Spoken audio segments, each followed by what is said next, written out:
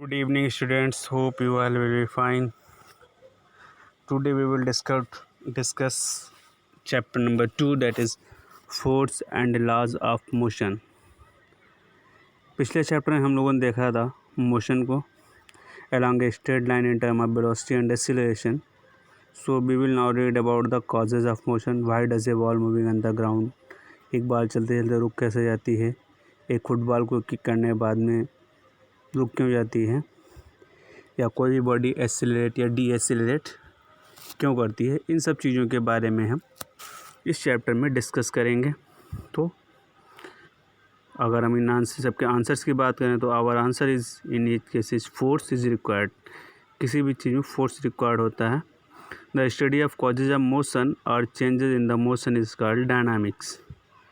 Okay, force के बारे में आप लोग अच्छे से पहले से परिचित हैं कि किसी भी चीज़ को पुश या पुल करना फोर्स कहलाता है. The effort needed to push और pull or change the shape of the body that is known as the force. Effect की अगर हम बात करें तो बहुत सारे इफेक्ट आपको डेली लाइफ में देखने को मिलते हैं. Force can cause motion in a stationary body. Force किसी भी स्टेशनरी बॉडी में मोशन प्रोड्यूस कर सकता है. सपोज दैट एक बॉल पर उस पर किक करने पे क्या होगा, मूव करना शुरू कर देगा. रेलवे इंजन्स क्या होता है, रुका हुआ होता है, जब वो चलता है तो सारे वैगन्स को कैरी करता है. तो इस तरीके से फोर्स जो होता है मोशन स्टेशनरी ऑब्जेक्ट में मोशन कॉज कर सकता है. या force stop a moving body, मुँह चलती हुई बॉडी को रोक सकता है. अगर हम बात करें चलती हुई बाइसिकल की ब्रेक लगाने पे क्या होता है, साइकिल अपने आप रुक जाती है. या बॉल आ रही है तो उसके पैर से या हाथ से रोकने पे क्या होती है, रुक जाती है. तो इस तरीके से force can stop a moving body. Force can change the direction of the motion of the body. Force क्या है, बॉडी को भी चेंज कर सकता है.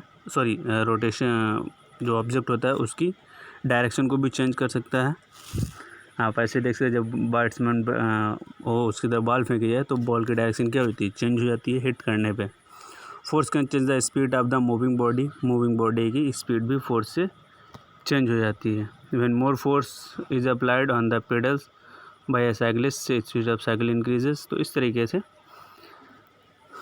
स्पीड चेंज हो जाती है. Force can change the shape and size of the body. अगर हम बात करें रबर बैंड की, उसे फोर्स लगा के क्या होता है, उसके साइज़ को हम स्ट्रेच कर सकते हैं, एक्सेट बढ़ा सकते हैं.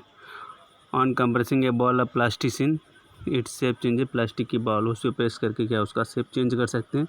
तो इस तरीके से फोर्स इज ए पुश और pull acting on a body which changes और tends to change the state of the rest और ऑफ द यूनिफॉर्म मोशन और द डायरेक्शन ऑफ मोशन और the shape of the size of the body. Okay, next अगर हम बात करें balanced and unbalanced force.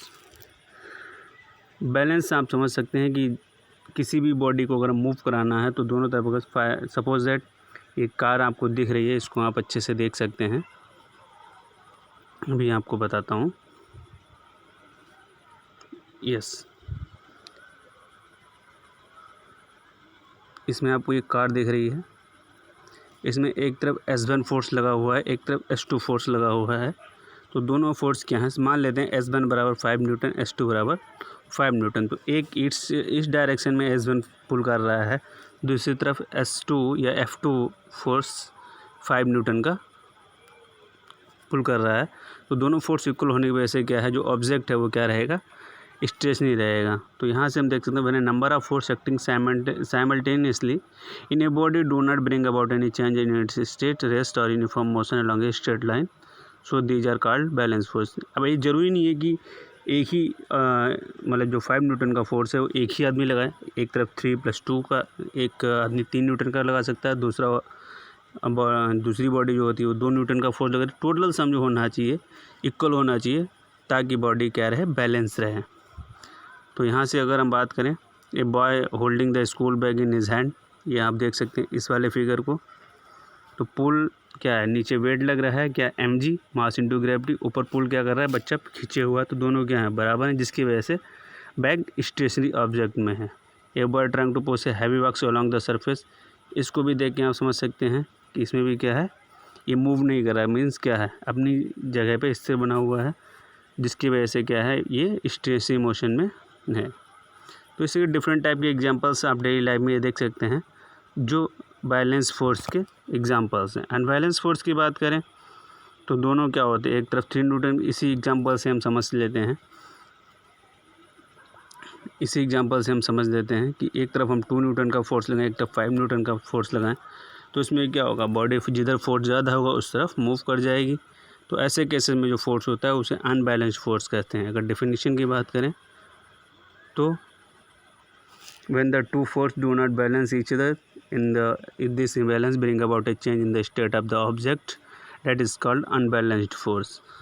Yeah, when a number of forces acting simultaneously on a body about a change in its state or rest or uniform motion along a straight line, then these forces are said to the unbalanced force. यहाँ पे नीचे आप देख सकते हैं कि आप लोगों का डिफरेंस भी दे रखा है, डिफरेंस बोल रहा हूँ मैं, कि कंपैरिजन दे रखा है, इसे आप लोग देख सकते हैं।